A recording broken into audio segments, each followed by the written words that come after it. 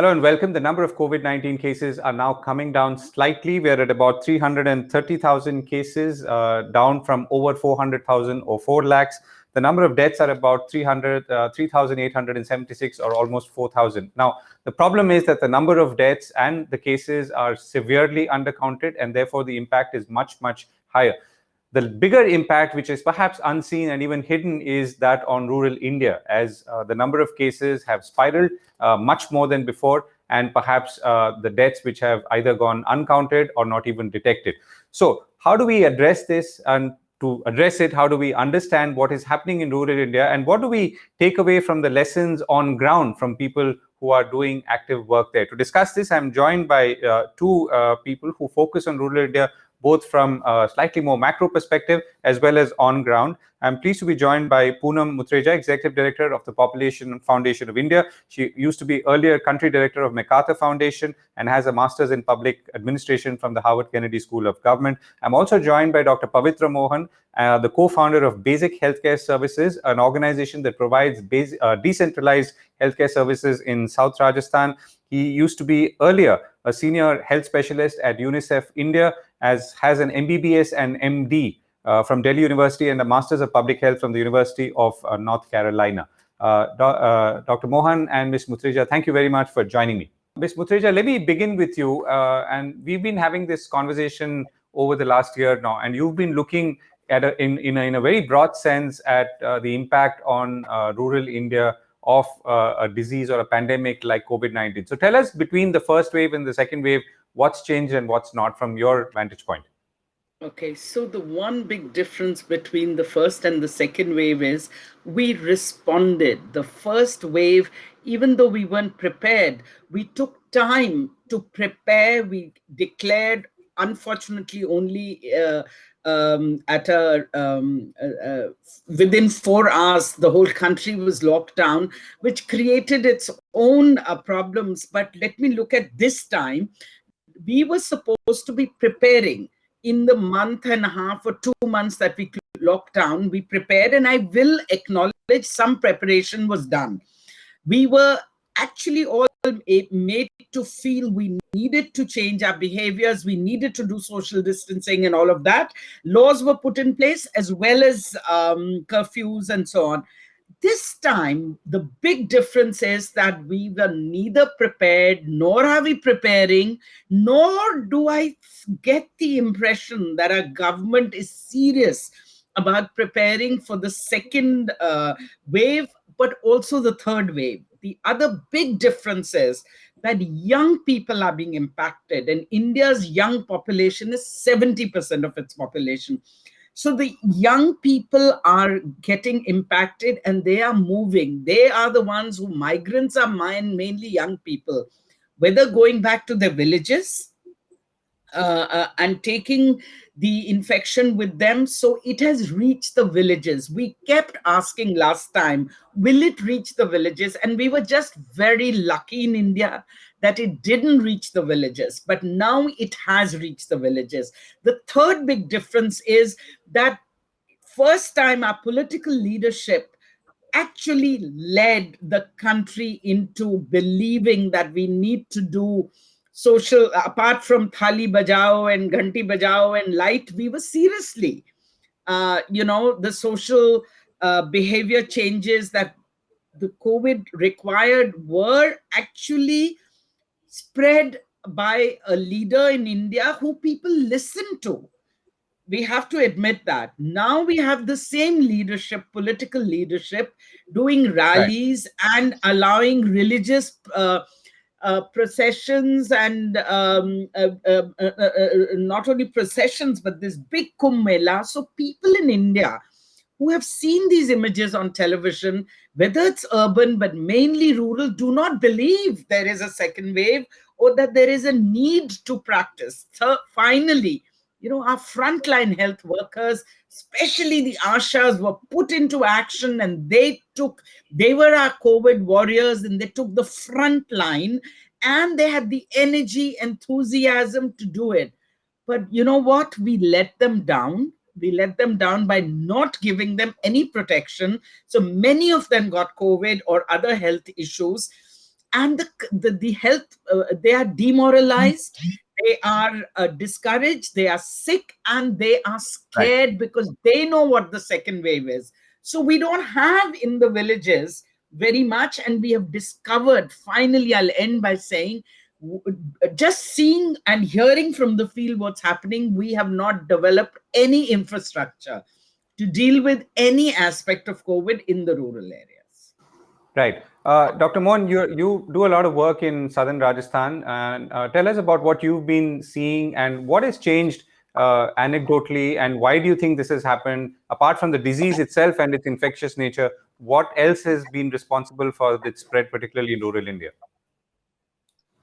So Govind, I think in the first phase there was a small rise in rural areas after the lockdown, right? I mean, in the immediately after the abrupt lockdown, there was a very small increase, but after it was relaxed and many migrants started returning back around May, we saw a small increase in number of people infected, but then it kind of petered off by September, and it never spread as much. This time around, the sharp rise and the width of it is so much more. It's spreading much faster.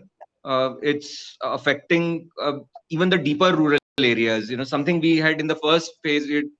Some of us had hypothesized that maybe it would not, even if it comes to rural areas, it would not spread as fast and would probably not affect the most the remotest populations. But this time around, even the remote populations are affected hugely, both in terms of infection, but also increasingly in terms of severity and deaths. There are, I mean, of course, one is as you said, that there is a disease related. The virus seems to be, more infective and cause more severity. The other, I think, a significant movement between the urban and rural areas, which continued for several weeks and months. So the rural-urban movement continued and continues, and that led to a significant spread. Thirdly, there were also, I think, I mean, the lack of, from a systems point of view, inability to quickly look at some of the rising numbers of influenza-like illness episodes and immediately ramping up the testing led to a bit of complacency until it started causing deaths and the hospitals started getting flooded. So I think that led to a continued spread. And fourthly, this is also a huge marriage season in many rural areas, including the areas that we work in. So that plus movement of migrants back and forth for attending marriages, etc., also led to a faster spread this time. And it's also epidemiologically, it was also a population which was neither vaccinated and nor infected the previous times. So that led to so they were easy prey, so to say. The population that was neither vaccinated nor infected, exposed to, Right. were an easy prey to the virus this time around, and that led to as well as higher severity among the rural and even among the remote rural populations. Right. So tell us about the severity, and you run a chain of decentralized clinics, and how have you been coping with the severity, or are you able to cope with the severity? So, we were, of course, we were caught unawares, is progressively increasing. So we are nowhere near the peak, at least in South Rajasthan. There are certain places where even in rural areas, there seem to be some peaking.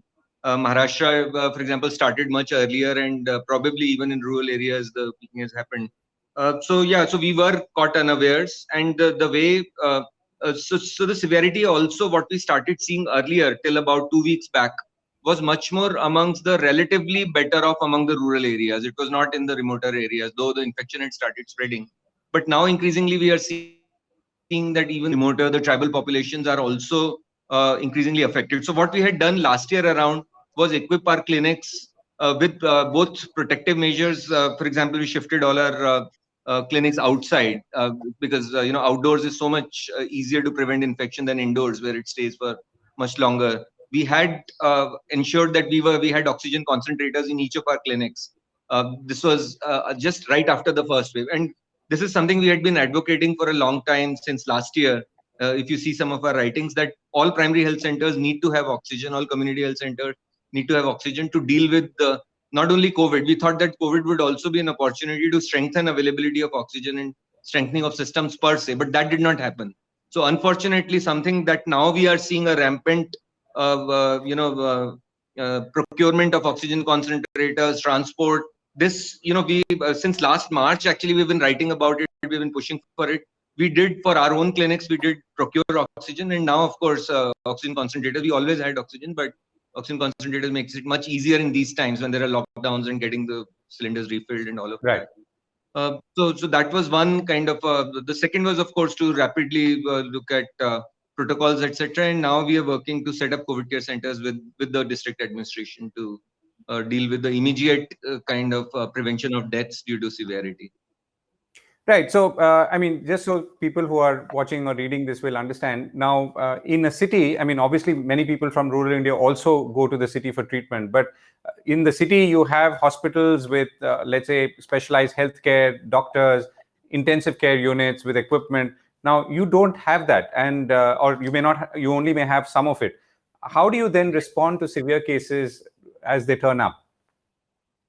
So, I think, look, if we look at COVID, actually COVID should have, and it did teach us, but we should have been been more aware of it and should have learned more, is to have decentralized and simple technology and appropriate care rather than the most fanciest care. If you look at, and something again we have been talking about quite a bit, is that if you look at fire ventilatory care, even in America, 9 out of 10 people would probably not survive in ventilatory care, while a lot of our focus had been on intensive care and on hospital-based care. I think what we are learning now, both from the epidemiology elsewhere as well as in India, is that a lot of care and a lot of prevention of deaths could happen at homes, in smaller health centers, and at the most in the block level health centers with. So two main things that we are seeing even in severe cases. So one is there is of course a lot of care that is possible at home, but in hospitals, two things that are required and which can be made available in the most decentralized units is oxygen, and if you really require next level is BiPAP or CPAP, which are not as expensive, and there are indigenous versions available as the ventilators and the ventilator care. Of course, a small proportion would require that, but that's but that of course cannot be made available everywhere. But what we could make available was strengthening these systems with people with simple equipment, with oxygen and stuff. So something we really need to now look back and see that if we don't strengthen some of our peripheral health centers with the basics, we can actually get it right 9 out of 10 times, and we need not rely on hospital-based care for preventing bulk of deaths. Right, and that's encouraging to hear. Ms. Mutreja, let me come back to you. So we are talking about response, but there's also a problem of measurement. Now it is quite clear now that we are severely undercounting cases, and when I say undercounting, it's because tests are being denied for various reasons, including logistics, and of course the number of deaths that are being undercounted. So if you don't know what the number of cases are or the number of deaths, how do you then respond in terms of medical infrastructure and so on? So where do we even begin to address this, particularly as you look at some of the larger states in India? So what we have to do is start doing surveillance immediately, and I believe that the ASHAs played a really good role in surveillance earlier, so that they could, ask people, they quarantined people who had symptoms and so on, and they did very good collection of information. I think now given the severity of the situation, we don't just leave it to ASHAs. We get this AAA going. There are 3 ACEs right now: ASHAs, ANMs, and Anganwadi workers. We make a team of them, and they do the surveillance, but we must protect them. We must protect them with PPEs and all the COVID appropriate equipment. We must train them, and we have to do online training. We have to do quickly. I know that NGOs and many of us have the capability. We can get together and do it at scale. And, the advantage of NET is you can do the training at scale. So we need to record, but we also need to do testing. Now we have no testing facilities in most rural parts. So I would like to suggest that, every MP in India ensures that his or her constituency immediately gets testing facilities, and the MLAs also, they all pool in their funds, MP lad funds, then you have the MLA funds, and it should be the responsibility of the MLAs along with district level planning. Now, you cannot plan at this point of time for the villages of India from Delhi or from Patna and Jaipur. You have to do it where Pavitra Mohan is and other, in the community. So I would like to suggest that we immediately start with collector, either the collector or the district magistrates. It's not PM who can decide and work on this. It is the DM we need for the villages. We have other things for the PM to do. So the DM has to be at the center of firefighting. This should be seen as a firefighting mode. And I think a lot of other things should be postponed. And the focus should be here. And we should involve the panchayats, especially in implementing social distancing and appropriate social behavior. We have the material. By we, I mean, I'm referring to a whole bunch of NGOs, and PFI definitely has as much material as that is needed. Now we can make it available in every regional language. UNICEF, there are many others who've done good behavior change material. We need to get simple rural create material, sent immediately, and involve the panchayats in that. Right. Okay. That is the short Dr. term. Mohan, But NGOs, we have to involve NGOs. You have heard from Dr. Pavitra Mohan, but we need NGOs across the country to collaborate. And for that, the government has to make the FCRA rules that are becoming a bottleneck in NGOs working. We have to postpone by 6 months at least. Okay, I'm going to come back to you on that. Dr. Mohan, so I think what you've heard from Ms. Mutreja is a somewhat top-down view. How are you seeing it bottom up? I mean, are you able to see this kind of participation from the local MLA, from the district collector, or the district magistrate, and anyone or everyone who matters in the very area that you work in? So overall, I would say that there is of course much more. So before that, I would like to say that there is a lot of mistrust right now between the public systems and communities that they're supposed to serve.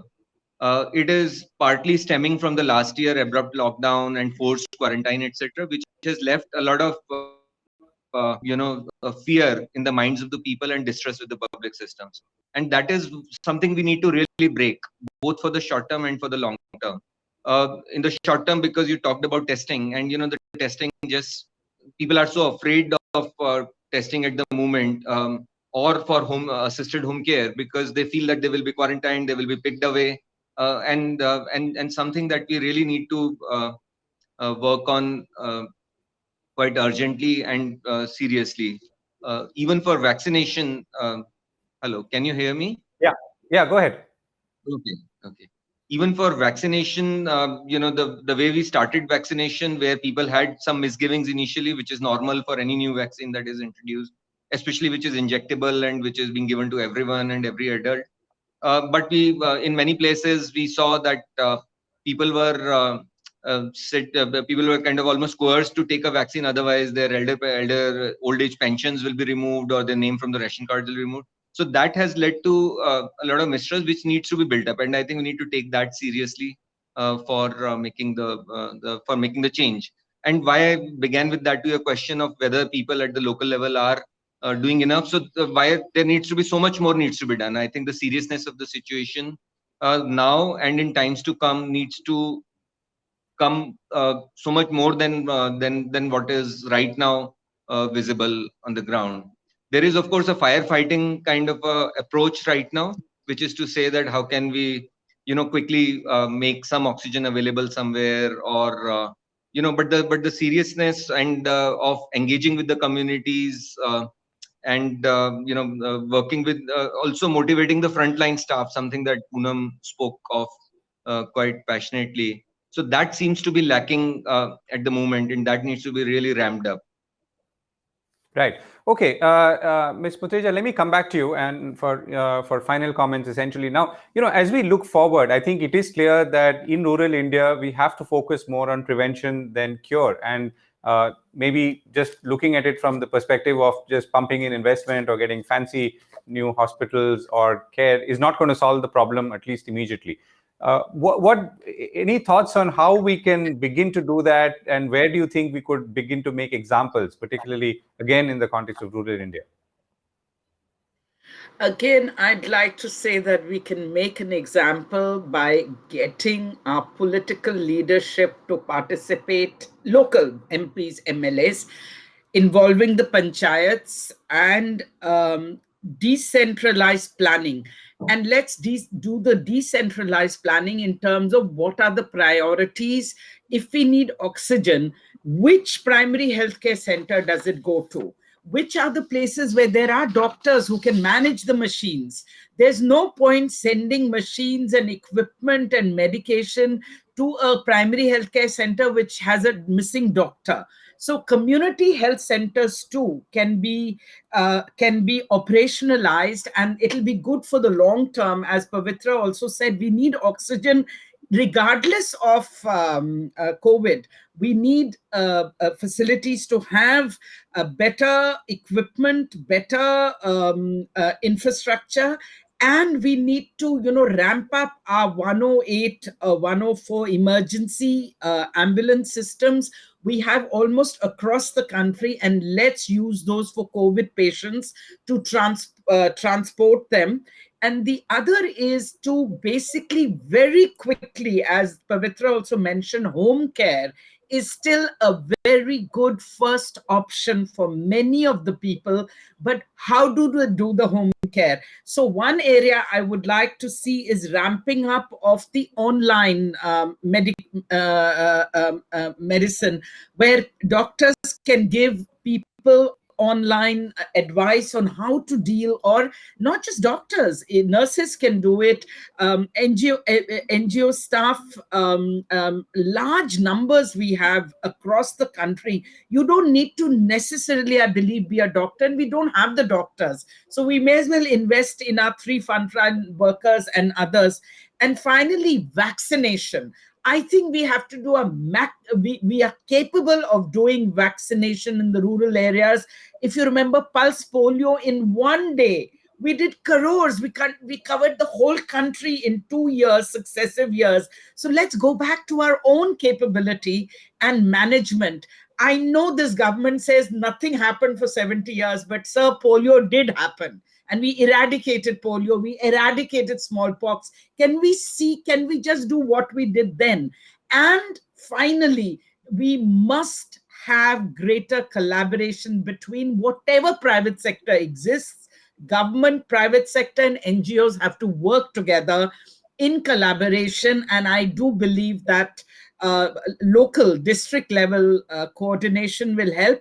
And on vaccination, the only thing that will save us from COVID in the long run and in the mid run is vaccination. And we need to ramp up our vaccination in rural areas. That is the only way. I believe that is as important as providing services right now.